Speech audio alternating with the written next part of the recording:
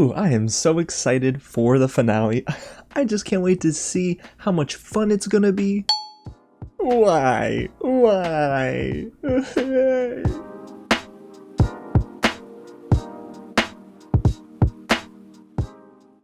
What's going on, everyone? James here with another real review, and today we're going to get into both my spoiler-free thoughts on Season 4, Volume 2 of Stranger Things, and my spoiler-filled thoughts. There are time codes down below. The first half of this review, don't worry, is spoiler-free, but the second half, guys, I want to get into some things that are going to require a spoiler warning. So you have been warned, but hey, if you haven't seen the final 2 episodes at that point, go ahead and bookmark this video, come back to it because there's a lot to talk about. If you missed it, I came through on my promise of dropping my reactions to episodes 8 and 9 yesterday, so you can find those floating around at the top of the screen or in the description below. Episodes 8 and 9 are the final 2 episodes of Season 4. They just dropped on Netflix. Guys, there's so much to love here, and I can't wait to dive into all of it. Now, before we get into the nitty-gritty, if it is your first time here at the channel, welcome to Real James, where I love talking about movies and TV just like this. So if you do too, go ahead and hit the big red button below, subscribe to the channel, tap on the bell, hit the thumbs up button, because guys, we got more Stranger Things content coming this weekend. Yes, we're ranking characters, and you might be surprised to see where some of the bottom tier characters rank now after seeing the final 2 episodes. And hey, get loud down below in the comments and let me know your overall thoughts on Volume 2. Did it work for you? Is Season 4 one of your favorite seasons yet? Because it might be better than Season 1. Alrighty, y'all, so let's get into what Volume 2 is all about. It's created, of course, and directed by the Duffer brothers, and it stars Winona Ryder, David Harbour, Millie Bobby Brown, Finn Wolfhard, Gaten Matarazzo, Caleb McLaughlin, Noah Schnapp, Sadie Sink, Natalia, Dyer, Charlie Heaton, Joe Keery, and Maya Hawke. And trust me, there's many more characters that we will talk about in this review. And where we left off, okay, how do I put this simply? Nancy's in the Upside Down, Steve's in the Upside Down, Vecna's about to wreak havoc on Hawkins, and 11 is basically getting her powers back, and now she really has to put them to use, because if not, well, Hawkins and her friends will fall. Did I do a good job? I hope I did, guys. So you know what, let's get right into the positives now and talk about what really worked for me in Volume 2. And you know what, I gotta say, I think they stuck the landing. This was an incredibly effective and an emotional conclusion to Season 4. There were so many pieces that they really were setting up in episodes 1 through 7 that paid off in episodes 8 and 9. That's the biggest thing for me, is that the payoff was worth the ride. I was really nervous, honestly, about the runtimes for episodes 8 and 9, but not only was the pacing excellent, more so in episode 8, I will say, versus episode 9, but my goodness, did a lot of these storylines get woven nicely into the narrative, and they didn't necessarily answer every question, because of course they're waiting for the final season, which is Season 5 of Stranger Things, but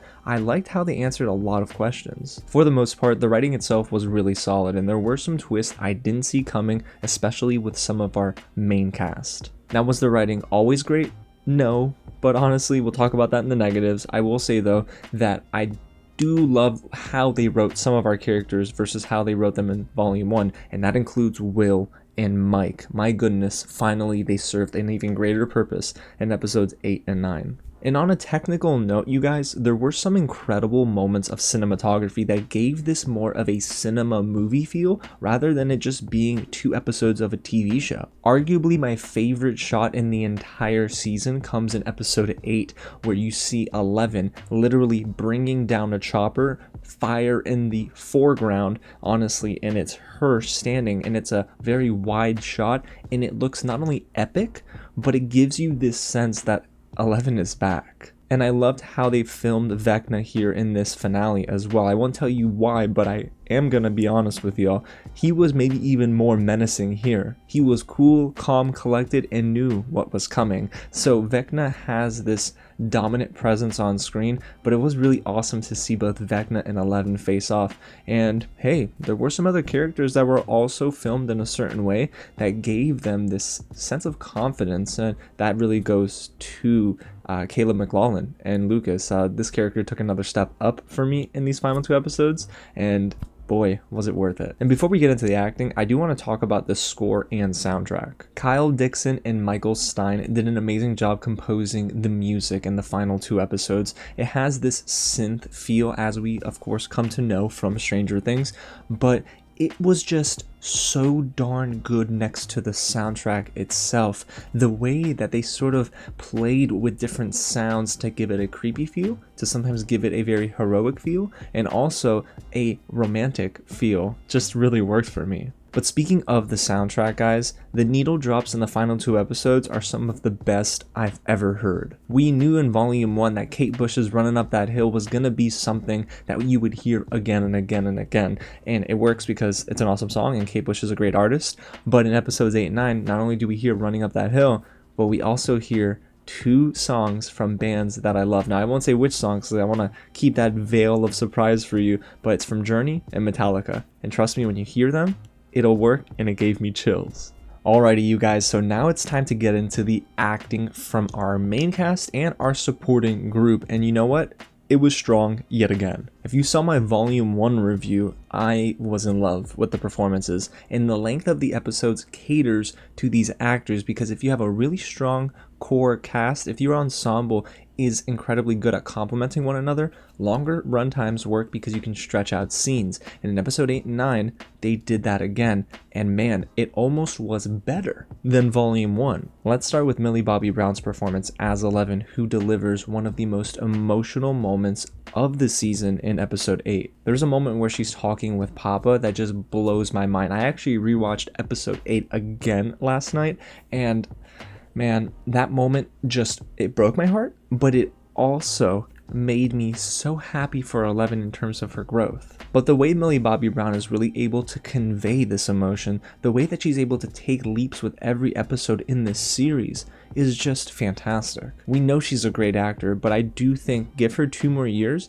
and you're gonna start seeing her build for Oscars, and I just love it. I think that Millie Bobby Brown has everything that it takes. And then there's another standout for me, and that's Natalia Dyer as Nancy Wheeler. My goodness, first of all, I love the character of Nancy Wheeler, and they give her a lot of awesome moments here in this finale. She has hero moments, she has moments of vulnerability. She is able to convey certain feelings to Steve without saying anything. So she does a lot of acting with her eyes sometimes, and her subtle non-verbal movements. I'm like, yo, girl, you are killing it right now. So Natalia Dyer really brings it in episode 8, but even more so in episode 9 when you start to notice, now I'm stuck between Jonathan and Steve. It is just so cool to see what they do with this character, but I know that she's going to be one of the faces, I want to say, for all the episodes in season 5. In this next group, I actually want to mention together because you have Joseph Quinn, who plays Eddie, and Gaten Matarazzo, who plays Dustin. Individually, they're very good, but in the final 2 episodes, they are powerhouses together. They deliver a moment that literally crushed so many souls on the internet, but it also made my heart cry. Can hearts cry? They have this brotherly affection for one another, and you can tell that Eddie's always looking after Dustin as if he was his bigger brother. And that's one of the things I love about this volume, honestly, is that they give duos the chance to really work on their relationships with one another. And that is actually something pretty special, because most finales, of course, the episode before the finale is just table setting, and then the final episode is just a lot of mysteries being explored, and of course a cliffhanger ending. But here, they took their time, and they were able to really develop some of these pairs, and the best one, arguably, in episodes 8 and 9, is between Joseph Quinn and Gaten Matarazzo. And speaking of pairs, let's keep that going with Joe Keery as Steve and Maya Hawke as Robin. Since season 3, it's no surprise that both of them together are amazing, and Joe Keery has been the MVP for a while, but I think that title now is going to Sadie Sink this season, so it is so cool to see Joe Keery sort of explore his character's emotions for not only Nancy, but also kind of coming to terms with being a more hopeful version of Steve. He's grown, he's matured. But then you also have Maya Hawke, who wants to be with someone who is kind of putting her love life on the back burner, but Steve is reminding her not to do that. So it's cool to see both of those characters explore their feelings and emotions together, but I do like that they have their moments individually. Now, I do have something to say about the way they wrote Steve's character, but we'll talk about that in the negatives. Now, this next character, I will tell you, I had a huge complaint about in episodes 1 through 7, and that's because they didn't really give Will enough time to shine. But here, they give Noah Schnapp a moment with Mike, and I almost cried. Ooh, buddy, was it crazy. Noah Schnapp has his solo moment where he conveys a ton of emotion and made me want to just give him a hug through the screen. I thought Noah Schnapp is, he delivered something special in episode 8, but I know he's a good actor. It's just that in episodes 1 through 7, they didn't write him well, so volume 2 finally gives him that moment to shine. There's also a lot of subtext for his character's sexuality that's explored, and I do think the writers finally understand that they can give him solo moments and be okay with it. It took him a little while this season, but they finally came to terms with it. Now let's move on to another character who I thought, well, didn't do great in volume 1, but even Finn Wolfhard has a moment in episode 9.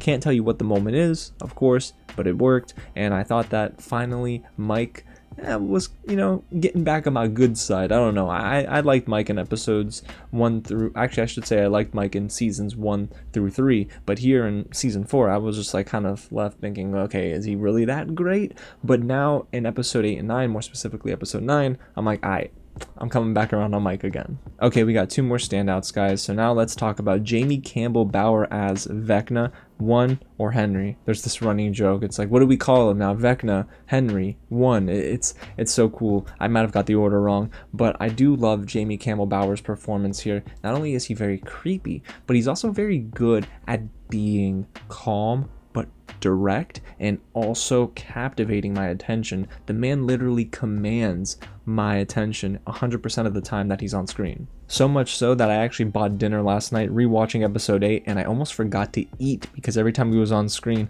I just couldn't pick up my sandwich. I'm not even kidding, guys. And when that happens, that's how you know it's good TV. But this next group here, to round out the list of standouts, it really has to be Kayla McLaughlin and Sadie Sink. There is a scene between them that literally tore my heart out.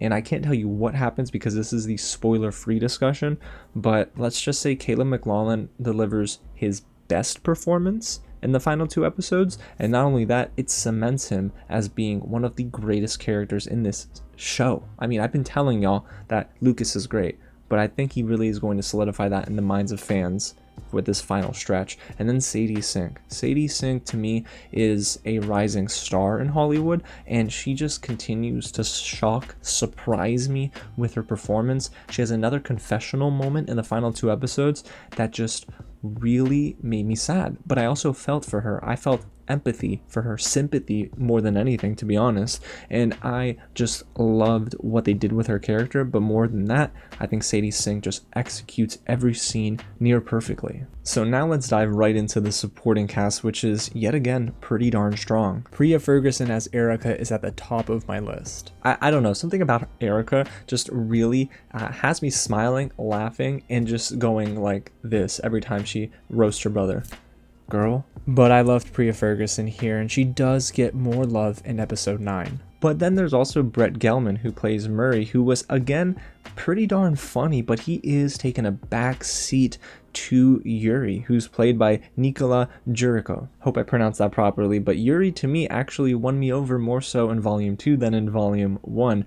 There's something that happens with this helicopter that he names, and it just made me crack up. It is hilarious because he's over the top, he's laughing, so he makes me laugh. And then there's Papa himself, Matthew Modine, who we know is a really darn good actor. We've seen him in this series, but he is given a chance to pretty much put his entire acting arsenal on display. I mean, goodness gracious, there's a tear that trickles down his cheek in one scene, and I'm like, buddy, I couldn't cry on command like that if you asked me to, but it almost felt real. So Matthew Modine does a great job here, and I love exactly the purpose they gave him in this season, even though I was kind of skeptical when they brought him back. And lastly, guys, if you saw my volume 1 review, you know this is going to be a surprise, but I somehow came around on Eduardo Franco's performance as Argyle. I don't like Argyle and Jonathan together, but in the final 2 episodes, I'm like, how did they become more bearable together? And even Argyle, who was hilarious, my dudes, he was so good at making me laugh when I needed it, like that comic relief, but it wasn't over the top, and it wasn't just stoner comedy. So I really enjoyed how they wrote for his character in these final 2 episodes, and he becomes pretty important in episode 8, and more specifically episode 9. Alright, so you can probably tell that I'm really loving volume 2, right? But there were some negatives here that, oh boy, did not really work for me. And it comes down to some performances that left a little to be desired, guys, because you notice that I didn't mention some of these main characters in the positive section, and that's not because the actors are bad, but that's because of the way that they wrote some of these characters. You have David Harbour's performance as Hopper. He does a good job, but the way they write for him here feels a little pedestrian. It's like they were saving their best writing for Hopper until the very end, and I mean the literally very end, at the end of the season. But I just really wish that they kind of, I don't know, made me care more about the Russia storyline, because that's where my issue comes down to when you look at Hopper and even Joyce, who's played by Winona Ryder, because we know they're legendary actors, especially Winona Ryder.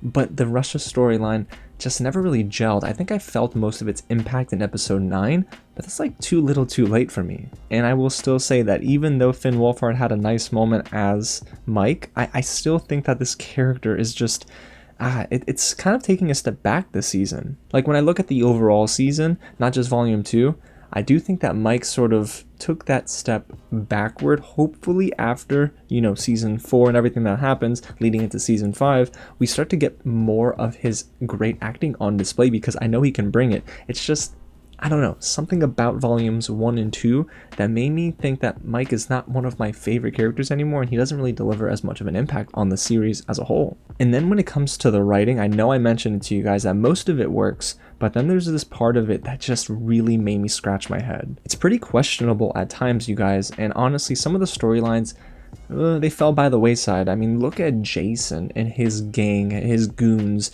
that they're going out there looking for Dustin, they're looking for Mike, they're looking for anyone in the Hellfire Club, more specifically Eddie, but his storyline kind of felt weightless. There was one purpose for it, and that was at the end of volume 2, but I just don't necessarily understand why they focus so much of their time on it. They could have just had this as like a very, very distant subplot, but I don't know. I just didn't feel like Jason and his storyline really worked at all for me. And then you have Steve. I'm really sad that they sidelined Steve after he was a big focal point in volume 1. He gets much more love in episodes 1 through 7, but in episodes 8 and 9, he's more paired up with people. He's not really given that solo moment, and he's also, I don't know, they shy away from his character more often than not. And I understand why in some instances, but in others I'm thinking, oh, where's Steve? And when I'm thinking about that, I feel like that actually hurts the quality of volume 2, because he was such an important part of volume 1.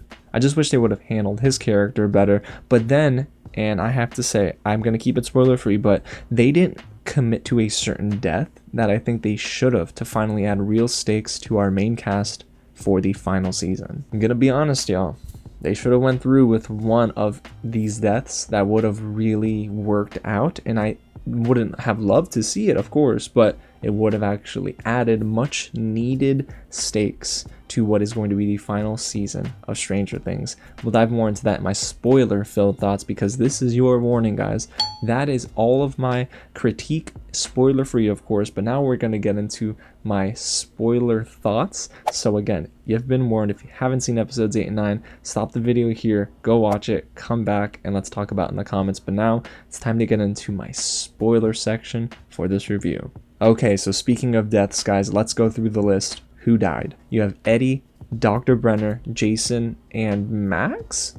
Technically, but not technically. She was considered dead clinically, but then I think she was revived. It was like after 2 minutes of being brain dead, if I'm not mistaken. And 11 is the one who brought her back to life. At least that's what they were inferring. But Max is now bedridden, broken bones and limbs and all, thanks to Vecna, and she's blinded. So not only does she pretty much not have much, in terms of what Vecna's left her with, but she's in a coma, in a comatose state. So I have thoughts about that. To me, I know that Dr. Brenner, Eddie, Jason, they're totally gone. But Max, I think, can be brought back if they do in season 5 kill Vecna, because we know that Vecna takes people's abilities, takes people's memories. So is it not far-fetched to say that if they go and kill Vecna, Vecna will then release all of that back to Max? Max will get her memories back. She'll go from brain dead to brain alive. That's not a medical term,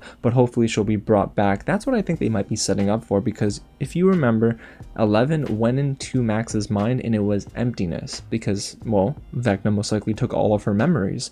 But and just maybe, if 11 goes and kills Vecna, will Max get everything back? Because we know how much 11 cares for Max, so she'd be willing to do whatever it takes. But that's actually the one character I wish they would have went through with and killing, which is Max, because it would have really helped the story feel much more real, at least the stakes to feel much more real. They keep going back and forth on teasing Max's death with us, and it's like, can you commit to it? That would have actually been a fresh touch on the story, but you know what, they must have a plan in place for season 5, so we'll wait and see what happens. Let's move on to the next spoiler thought that I have, which is Vecna, he lives. I thought it was really cool that Vecna lived, because in my predictions video I thought Vecna would totally be killed by 11, but that wasn't the case. He gets thrown out this window, burnt alive to a crisp, at least I thought he was, and Will can feel him on the back of his neck in episode 9. It was such a dope moment where the camera pans around and you see that little chill come up on Noah Schnapp's neck and he touches it and it's like, the man's alive, Vecna's alive,